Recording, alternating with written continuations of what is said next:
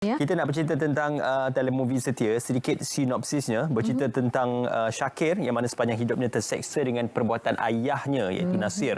Dan semuanya disebabkan oleh ketegangan Nasir, disebabkan patuh pada ibunya. Dia tunaikan juga tanggungjawabnya walaupun hatinya berdendam kepada ayahnya. Jadi ini mungkin bercerita tentang kemarahan seorang anak kepada seorang ayah lah. Ya, jadi bersama dengan kita pada waktu ini, salah satu daripada pelakonnya itu Rusdi Ramli. Assalamualaikum. Waalaikumsalam. Terima kasih banyak-banyak. Terima kasih banyak-banyak bersama kami. Terima kasih. Senang kita mendapat peluang bersama dengan seorang pelakon yang hebat bersama kita pada pagi ini. Alhamdulillah, terima kasih. Alhamdulillah. Okey, bercerita berkenaan tentang telemovie Setia.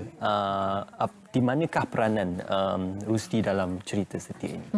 Okey, dalam cerita ni sebenarnya castingnya tak ramai. Okey. Dia berkisar tentang 3 karakter saja.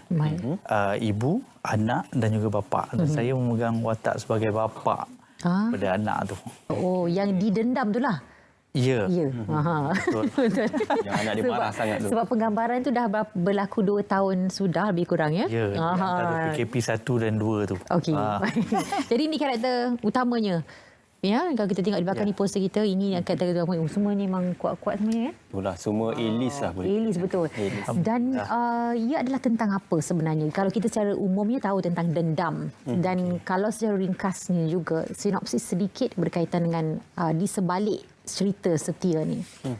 Okey, dia tentang satu keluarga di mana ada ibu dia, anak dan juga bapa. Bapa dia ni penagih dadah. Oh. Di situlah konflik tu bermula bila anak tu dibesarkan dalam keadaan yang tak sempurna. Jadi cuma cerita ni dimulakan bila budak tu dah dewasa.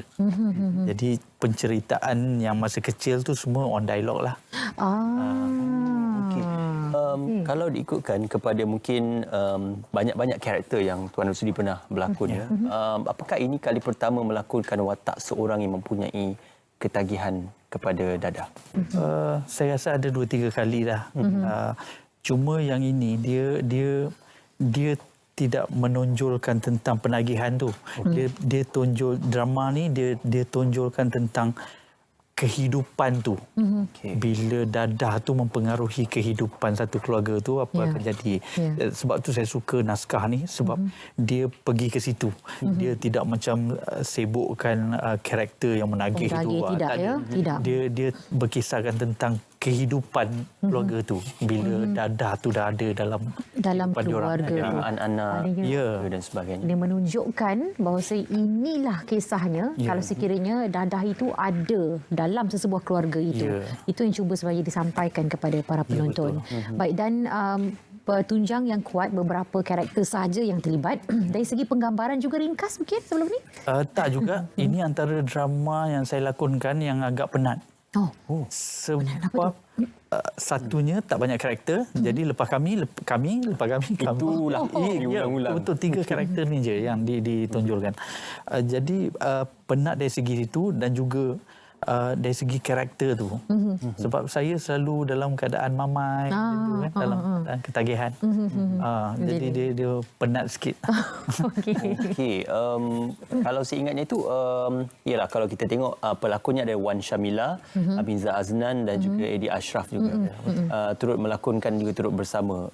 Bagaimana membina karakter dan juga hubungan komunikasi dengan pelakon-pelakon ini? Okey, drama ni tak ada masalah langsung sebab yang terlibat tu semua yang profesional. Diorang semua dah tahu karakter masing-masing. Kami cuma masuk dalam set and then director just compose apa yang perlu and then kita jalan. Jadi proses penggambaran tu tak terlalu macam susah lah sebab semua dah tahu kerja masing-masing kan dan semua pegang karakter tu.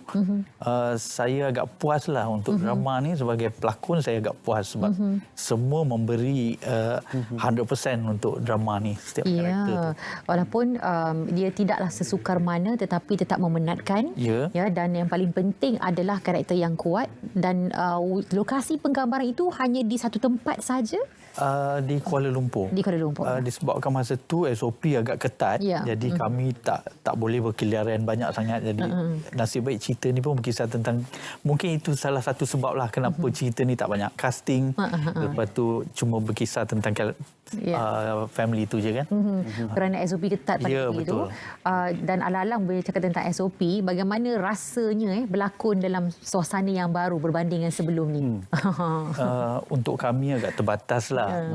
Sebab banyak juga benda yang kami tak boleh buat. Kan? Macam nak panggil ekstra terlalu ramai tak boleh. Dan SOP kena betul. Sebab ada juga kekir yang terlepas kan, jadi takut jugalah. Faham.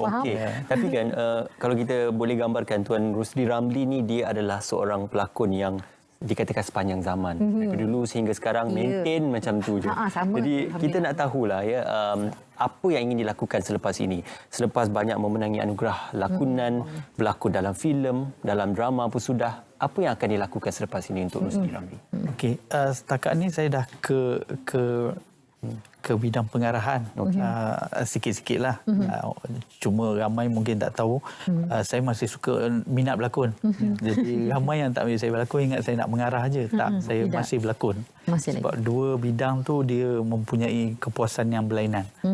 Jadi saya masih berlakon.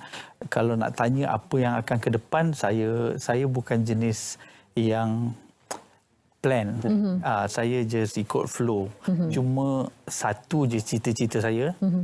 Saya nak pecah rekod mak saya. Mak saya sampai sekarang berlakon lagi kan. Betul. Setuju saya. Kalau boleh saya pun nak jadi macam dia lah. InsyaAllah. Rindu Mikari. Dulu.